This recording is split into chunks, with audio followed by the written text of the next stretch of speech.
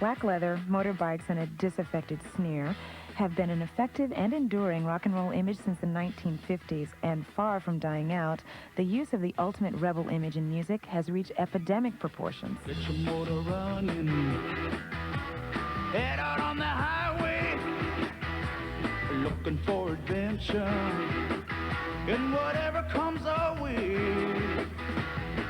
Yeah, darling, go make it happen. Take the world in a loving embrace. Fire all of your guns at once and explode into space. Nature child, we were born to be wild.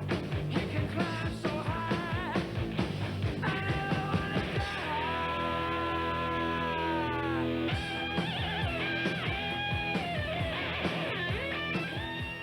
Of course, there's been motorbikes for 85 years, or Harley Davidsons for 85 years, but I guess it took a while for people's attitudes to catch up to the sort of freedom of the bike, and I guess rock and roll really was the biggest expression of looking for a different way of life for young people, at least in the 50s, and I think it's the same thing today, and I think the bike, in a way, helps you to feel that way of life. It makes you feel free. Since his punk days with Generation X, Billy Idol has kept the image of rock and roll rebel.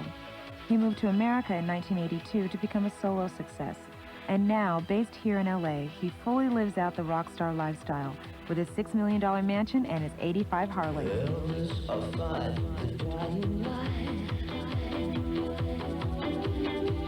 Johnny Ray is always crying.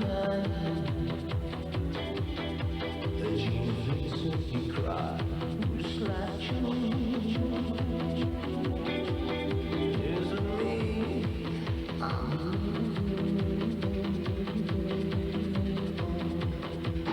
I don't know, it's the great thing about riding for me is that it's involved with music and rock and roll, and always has been, right back from Marlon Brando and James Dean to me.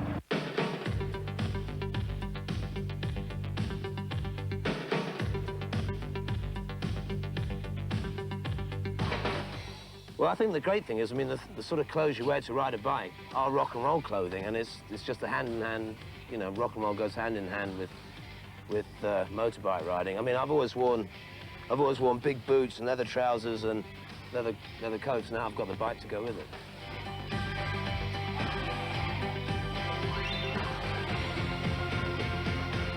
The thrill about the Harley really is like it's not just for going fast on. It's a cruise bike.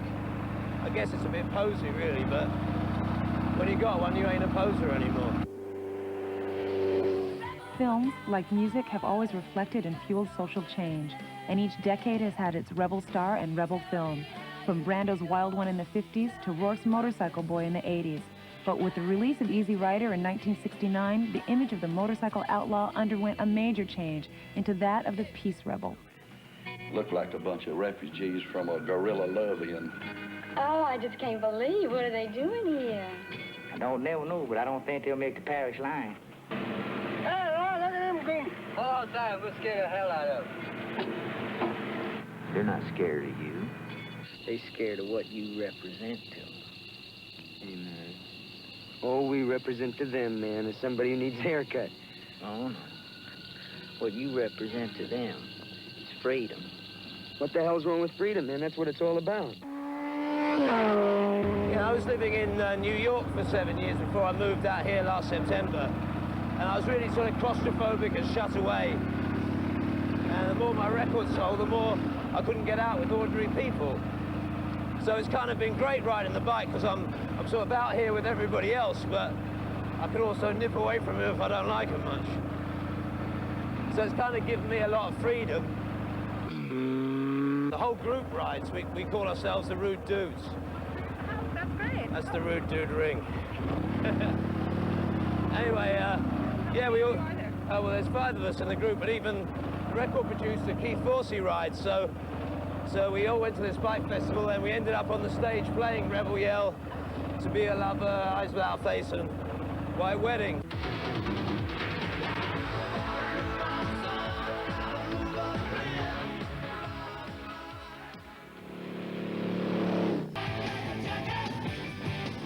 because there's a lot more rock and roll in England is at the moment, do you know what I mean? England's, I don't know what's gone wrong in England at the moment, but they're a lot bigger out here, and, you know, the environment and everything, you know, riding your bike without no crash helmet on, and the sun and the women, you know.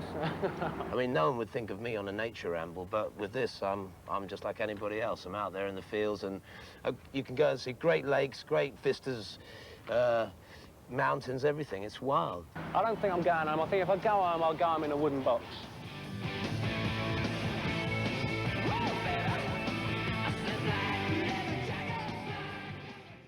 Is rock and roll. I think this, yeah, the essential element behind bike riding is rock and roll music, and that's held true to it. I don't find many bikers sticking on disco or Pet Shop Boys. So I think, yeah, I think that's the thing. You're still looking for the kind of simplicity and grind that rock and roll gives you, and the motorbike gives you that too. And the great thing about this for me with my music is it's helped me to get back to loving rock and roll and wanting to hear loud guitars and thrashing drums, rather than the sort of clink of pianos or plink of violins.